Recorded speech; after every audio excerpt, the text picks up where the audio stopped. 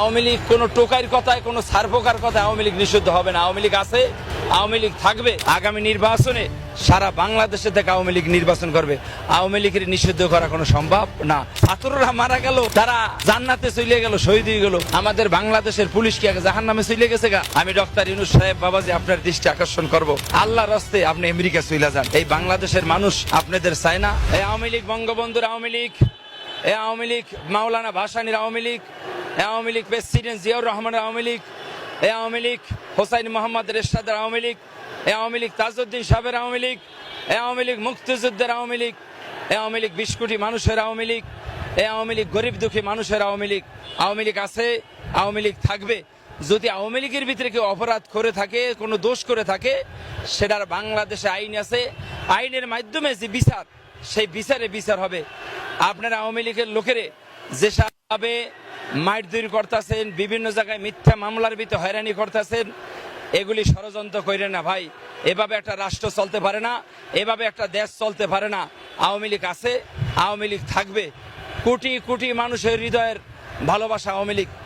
বাংলাদেশে গ্রামগঞ্জে টেকনাফতে তেঁতুলিয়া পর্যন্ত, সেই পল্লীয় গ্রাম পর্যন্ত এমন কোনো মানুষ নাই যার ঘরের ভিতরে আওয়ামী লীগের লোক নাই। আওয়ামী লীগ নিষিদ্ধ করা সম্ভব না। কোনো সারপোকা, কোনো টোকাইয়ের কথায় আওয়ামী লীগ নিষিদ্ধ হবে না। আওয়ামী লীগ আছে, আওয়ামী লীগ থাকবে ইনশাল্লাহ। আগামী নির্বাচনে সারা বাংলাদেশে থেকে আওয়ামী লীগ নির্বাচন করবে।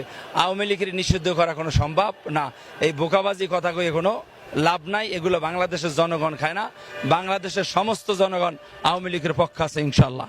5ই আগস্টের পরে হাজার হাজার মানুষ এই দেশে হত্যা হইতেছে, হাজার হাজার ধর্ষণ হইতেছে, হাজার হাজার মানুষের নিরাপত্তাহীন মাইরে ফেলাইতেছে। আমি ডক্টর ইউনূস সাহেব বাবাজি আপনার দৃষ্টি আকর্ষণ করব, যদি দেশ সুন্দর মতন চালাইতে পারেন, সুন্দর মতন চালান। আল্লাহর রাস্তে আপনার 2টা ঠ্যাং 2টা হাত পাও ধরছি, আল্লাহর রাস্তে আপনি আমেরিকা চলে যান। এই বাংলাদেশের মানুষ আপনাদের চায় না।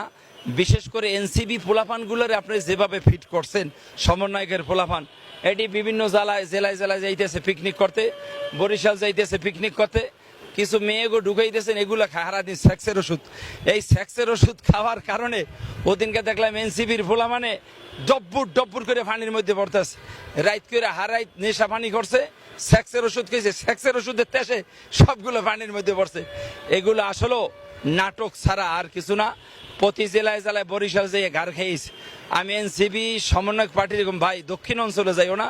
বরিশালের মানুষ তোমাদের কিন্তু পছন্দ করে। যে জায়গায় যাইবা, যে থানায় যাইবা, মাইর খাইবে আর ঘাড় খাইবে। হ্যাঁ, আর বিভিন্ন জায়গায় তোমরা এই 5ই আগস্টের পরে যে পুলিশগুলার হত্যা করা হয়েছে, সেনাবাহিনীর হুমকি দিয়েছে, থানার অস্ত্র করা হয়েছে, সঠিক বিচার কিন্তু এই দেশে হইতে আসে না। উপদেষ্টা মন্ডলী কিন্তু এখন পর্যন্ত একটা 5ই আগস্টের পরে একটা উপদেষ্টারও বলতে আমরা শুনি নাই যে এই দেশে পুলিশগুলা মারছে, পুলিশগুলার বিচার আমরা করবো ইনশাল্লাহ। হ্যাঁ, তো ভাই, ছাত্ররা মারা গেল, তারা জান্নাতে চলে গেল, শহীদ হয়ে গেল। আমাদের বাংলাদেশের পুলিশ কি জাহান্নামে চলে গেছে গা? এই যে থানায় অস্ত্র লুটপাট, থানার ভিতরে আগুন, এগুলো আল্লাহ সহ্য করবেন। এগুলোর বিচার কিন্তু বাংলার জমিনে হয় নাই। 105টা মাজার বাংসুর হয়েছে বাংলার জমিনে, এই বিচার কিন্তু কিচ্ছু হয় নাই। ক্রীড়া উপদেষ্টা হাসিদ মাহবুরে দেখলাম এয়ারপোর্টের ভিতরে অস্ত্র পাইলো, অবৈধ একটা অস্ত্র, অবৈধ অস্ত্র পাইলো তার কাছে। রাইতে আপনারা এই অস্ত্রটারে বৈধ বানাই ফেলাইছেন। হ্যাঁ, আপনাদের বাংলার মানুষ একদম পছন্দ করে না।